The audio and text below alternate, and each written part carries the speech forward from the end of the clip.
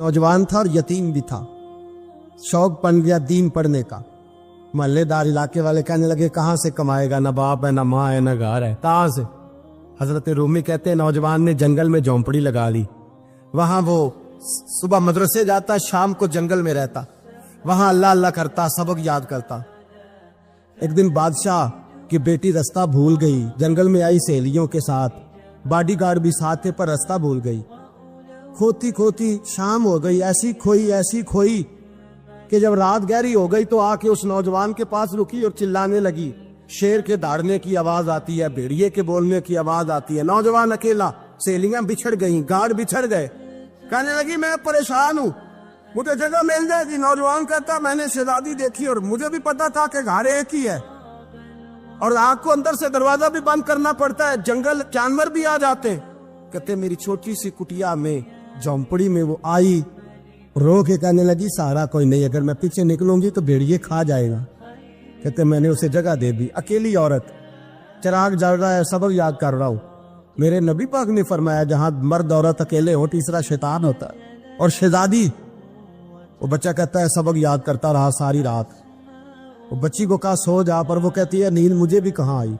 ऐसे मौकों पर नींद, सारी रात सबक याद करता। थोड़ी थोड़ी देर के बाद चिराग जलता तो उस पर उंगली रखता, हाथ जलता तो पीछे खींचने, फिर दूसरी उंगली रखता, थोड़ी देर के बाद जलता तो खींचने, हाथ सारा जल गया। सुबह किरणें चमकी तो कहने लगा चल निकल जा, दौड़ जा, बस बड़ा सब्र का इम्तिहान हो गया, चली जा। शहजादी बाहर निकली, सिपाही ढूंढ रहे थे। बादशाह खुद जंगल में निकला हुआ था, मेरी बेटी मिल गई। बादशाह तन्हाई में जाके कहने लगा बेटा मैं दुनिया को बताऊंगा कि मेरी बेटी खोई नहीं थी, सिपाही साथ ही थे। ये बड़ा मुश्किल होता है, बेटी तो भूल के भी रात कहीं रह पड़े तो लोग जीने नहीं देते, तो बेटा मुश्किल हो जाएगा मेरे लिए। कहाँ थी? उसने कहा नेक नौजवान के पास। उसने कहा बेटा मैं तो तेरी बात मानूंगा पर दुनिया नहीं मानेगी। अगर उस नौजवान ने किसी को बता दिया कि तू उसके पास थी तो फिर लोग मेरा जीना मुहाल कर देंगे। बेटा मैं मर जाऊंगा, मेरी मजबूरी ये है कि वो कहीं राज ना उगल दे वो नौजवान, उसे कत्ल करना पड़ेगा। औरत ने मिन्नतें की, उस बेटी ने कहा मेरे मौसम को मारोगे, रोई। और वो कहने लगा मैं बादशाह, वो मेरा अपना वकार है, मैं उसको छोड़ नहीं सकता। गिरफ्तार कर लाए सिपाही। वक्त तय हो गया सजा का। अकेले कारकोशरी में रखा गया, जो उसके खास एतबार वाले थे उनकी ड्यूटी लगाई। बादशाह ने बुलाया, पहले बिलम आया।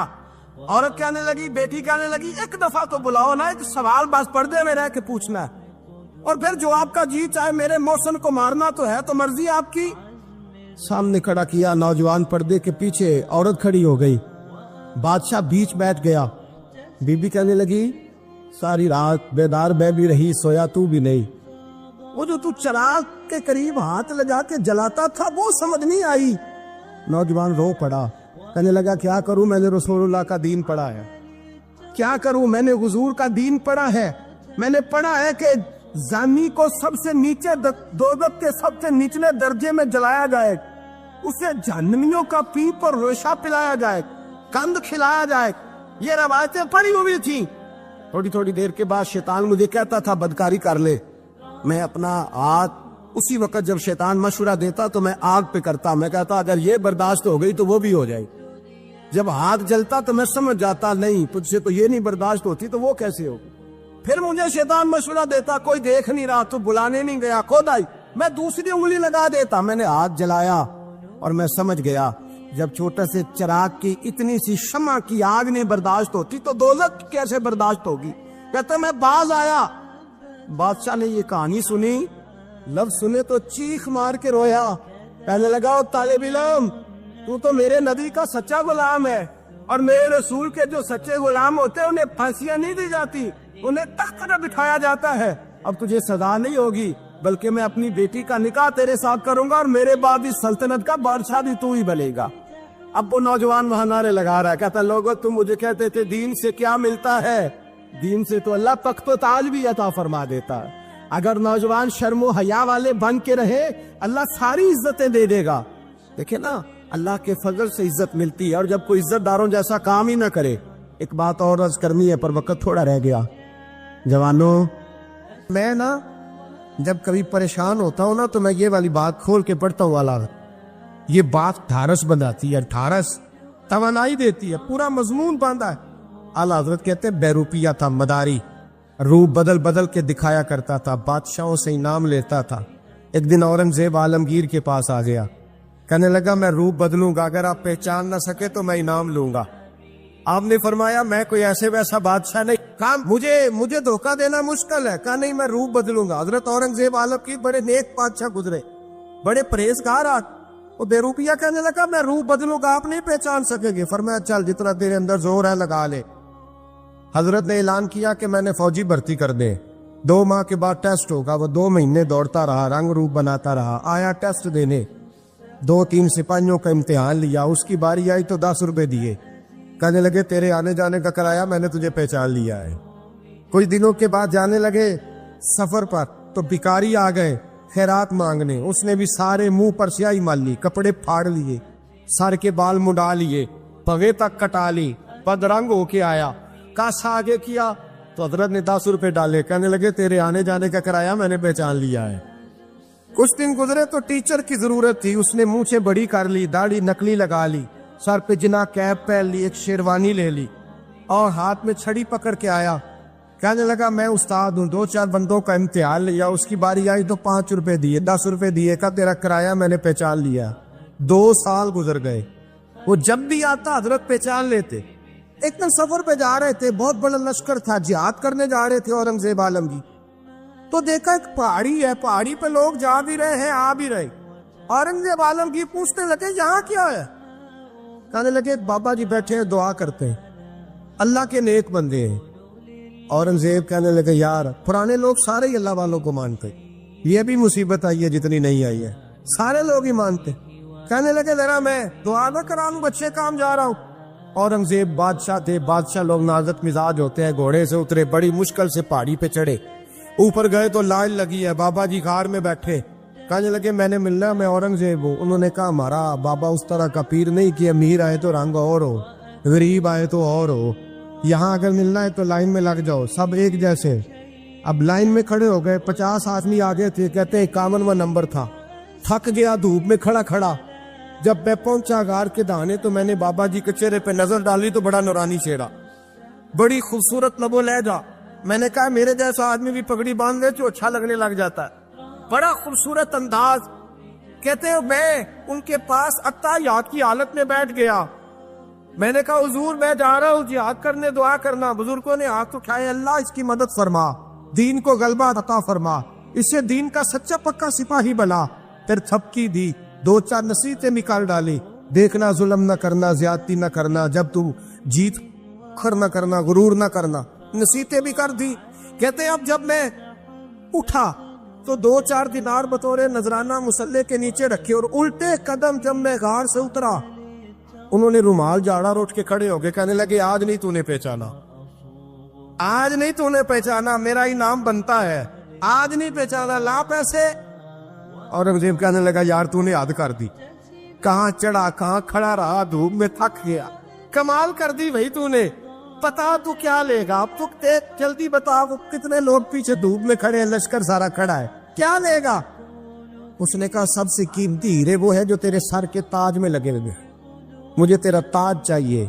او بھائیو سننا اور یاد رکھنا, میرے اعلیٰ حضرت کہتے ہیں بادشاہ نے سر کے اوپر سے تاج اتارا, بہروپیے کے قدموں میں رکھا اور کہنے لگے یہ لے, اور یہ تو تیرا مانگنے پر میں نے دیا ہے نا, میں واپس آتا ہوں تو آنا میں اپنی مرضی سے بھی تجھے دوں گا.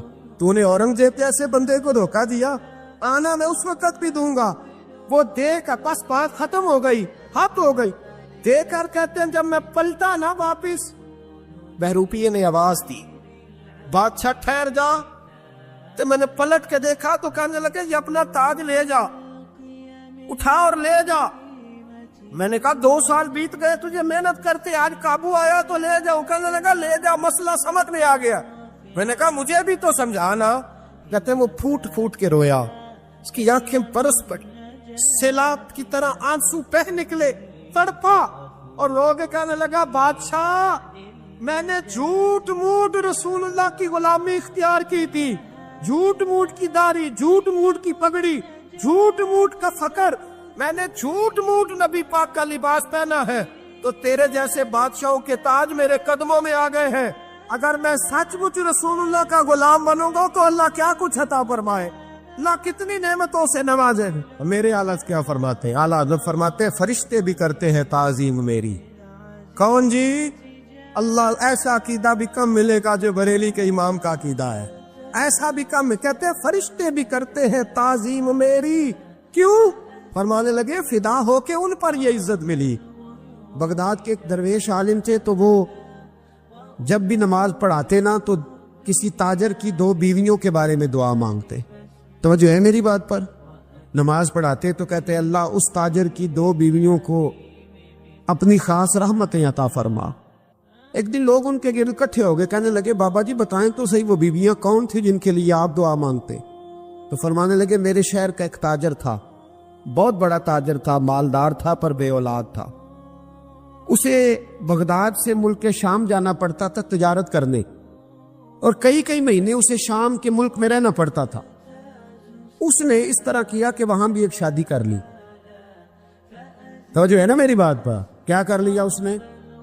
دوسری شادی کرنا مرد کے لیے جائز ہے، تیسری کرنا بھی، چوتھی کرنا بھی بھیا کا وقت، مگر اگر انصاف کر سکے تو۔ اگر چاروں میں ہم نہ آدھا مسئلہ سنتے ہیں اور آدھا ہی بیان کرتے ہیں، اگر انصاف نہ کر سکے پھر اس کے لیے 4 جائز، پھر وہ ایک ہی رکھے گا۔ تو عزیز دوست دوسرا نکاح کر لیا، شادی ہو گئی، اب وہ وہاں کچھ زیادہ وقت گزارنے لگا، مالدار آدمی تھا، بیوی کو مکان بھی لے کے دے دیا۔ اب وہ دیر سے آتا واپس، اور جب آتا بھی تو اس کے وہ والے انداز نہ ہوتے جو پہلے ہوا کرتے تھے۔ اب بیوی سے بڑا جاسوس بھی کوئی نہیں ہوتا، اس کو تو پہلے پتہ چل جاتا ہے کہ ماجرا کیا ہے، اسے بڑی خبر ہوتی ہے۔ تو اس نے محسوس کر لیا کہ بدلے بدلے سے میری سرکار نظر آتے۔ وہ کہنے لگی اب کہ جب آتا جاتا ہے تو اس کے حالات کچھ بدلے بدلے سے ہیں، ماحول کچھ اور ہے۔ اس نے ایک بوڑھا آدمی جو اس کا عزیز بھی تھا اور سمجھدار بھی تھا اس کو تیار کیا، کہنے لگی اب کہ جب ملک کے شام جائے نا تو اس کا پیچھا کرنا اور خبر کرنا کہ کہاں رہتا ہے، کہاں جاتا ہے، کیا کرتا ہے۔ وہ بوڑھے بزرگ جو تھے وہ خاتون کے کہنے پر کچھ اس نے کرایہ بھی دیا، وہ اس تاجر کے پیچھے گئے اور واپس آ کے خبر دی، کہنے لگے کہ یہ تو 2-3 سال بیت گئے، اس نے وہاں بھی شادی کی ہوئی ہے، تجھے بتایا ہی نہیں۔ بیوی بڑی سمجھدار تھی، حوصلہ مند، زیرت، اس نے شور نہیں مچایا۔ اس نے کہا کہ میں نا اب جب آئے گا نا تو طریقے سے بات کروں گی اور پوچھوں گی کہ ایسا کیوں کیا، اور یہ بھی اس نے آ کے بتایا کہ اگر تیرے ساتھ نکاح کے بعد اسے اولاد نہیں ملی تو اولاد وہاں بھی کوئی نہیں، کہ مکمل تفصیلات۔ اب جب اس دفعہ خامند آیا تو آتے ہی وہ بیمار ہو گیا، کمزور ہونے لگا۔ اب خاتون نے مناسب نہیں سمجھا کہ آتے ہی دڑام سے میں اس کے سر پر یہ بت یہ پھوڑ دوں کہ تو نے نکاح کیا ہوا ہے اور مجھے بتایا نہیں۔ وہ ذرا تسلی میں رہی، کچھ وہ بیمار تھا، حوصلہ رکھا، خدمت کرتی رہی۔ کچھ دن گزرے تو وہ تاجر انتقال کر گیا، فوت ہو گیا۔ اب راز کھول نہ سکا، عدت گزاری، اور جب سارا مال جمع کیا نا تو اشرفیوں کی بوریاں بھر گئی، سارا مال اس بی بی کا، 4 بوریوں میں اشرفیاں، 4۔ یہاں تو پیٹ کا دوزخ ہے، معاذ اللہ بھرتا ہی نہیں۔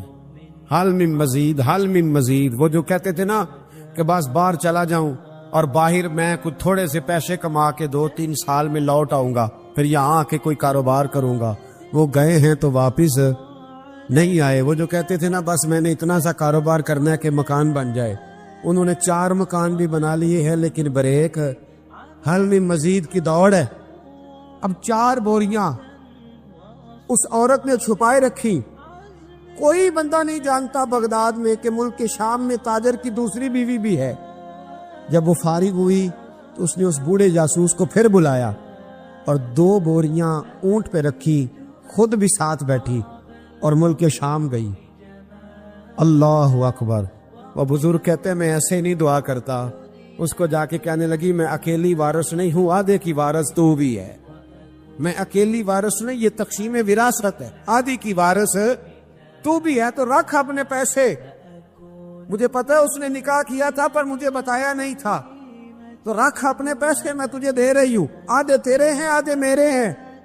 اس نے نظر اٹھائی تو رو پڑی، کہنے لگی نہیں اب یہ سارے تیرے ہی ہیں، اگر تو اللہ سے ڈرتی ہے تو میں بھی رب سے ڈرتی ہوں، اگر تو مصطفیٰ کریم کا کلمہ پڑھتی ہے تو میں بھی اسی نبی کی ماننے والی ہوں۔ کہا بات کیا ہے، میرا کیوں ہے سارا؟ تو وہ خاتون کہنے لگی وہ 2 سال 3 سال سے میرے ساتھ نکاح تھا اور اس نے بتایا تھا مجھے کہ میری بیوی بھی ہے، اور میں غریب تھی تو میرے والدین کو بھی بتایا تھا کہ میری دوسری شادی ہے۔ یہ مکان اس نے مجھے لے کے دیا تھا، میرے تمام اخراجات وہ پورے کرتا تھا، نان و نفقہ کا خیال رکھتا تھا، لیکن اب کہ جب وہ آیا تو وہ بیمار تھا۔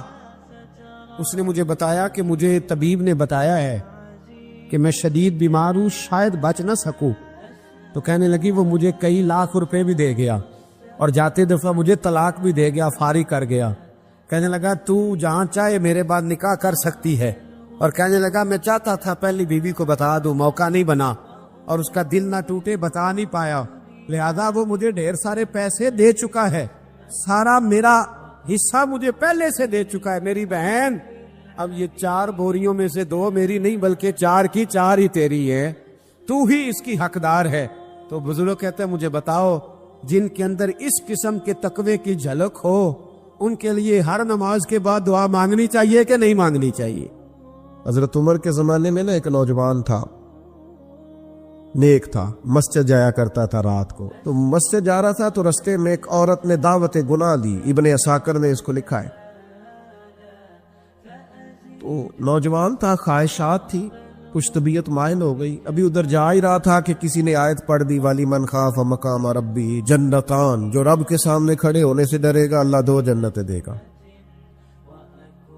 واقعی ڈر گیا، وہ واقعی ڈر گیا، اتنا ڈرا کہ بے ہوش ہو کے گر پڑا۔ بیماری سے لوگ بے ہوش ہوتے ہیں، پیسے ڈوب گئے بے ہوش ہوتے ہیں، بچے کے غم میں بے ہوش ہوتے ہیں۔ سچ بتاؤ کبھی خوف خدا سے بھی بے ہوش ہوتا کوئی دیکھا ہے؟ ہمارے ہاں تو روز مرہ ہی نہیں ہے بھائی، اور بڑی باتیں ہیں بے ہوش ہونے کی، ڈرنے کی، غش کھانے کی۔ بے ہوش ہو کے گر پڑا، بوڑھے باپ کو کسی نے بتایا بچہ بے ہوش پڑا ہے، اٹھا کے گھر لائے، گھر لا کے کہا بیٹا کیا ہوا؟ نوجوان ہے، چڑھتی جوانی ہے پر پاکیزہ بڑی ہے۔ کہنے لگا ابا جی گناہ کی طرف چلا گیا تھا پر میں نے آیت سن لی جو اللہ کے سامنے کھڑے ہونے سے ڈرے گا رب 2 جنتیں دے گا، میں ڈر گیا تھا، رب واقعی 2 جنتیں دے گا۔ باپ رو پڑے، ابا جی کی آنکھوں میں آنسو آئے اور کہا پتر اللہ بڑا مہربان ہے، اس کے وعدے سچے ہیں، واقعی 2 جنتیں دے گا۔ اس نے پھر ایک چیخ ماری اور اس طرح کی ماری کہ اس کی روح ہی پرواز کر گئی،